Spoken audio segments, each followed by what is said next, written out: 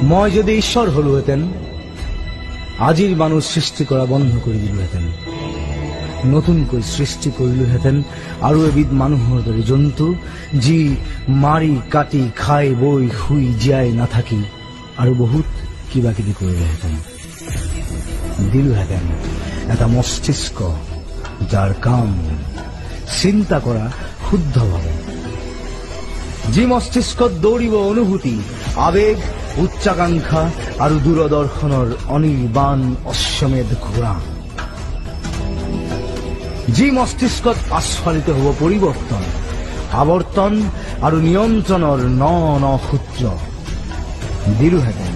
আৰু এজুৰি হাই পাৱাৰ চকু যাৰ মাজেদি সকলো সঁচা বস্তু দৃশ্যমান দিলোহেঁতেন দুখন এক্সট্ৰা কাণ শুনিবলৈ সকলো অস্ফুট উশাহ নিশাহ হুমুনিয়া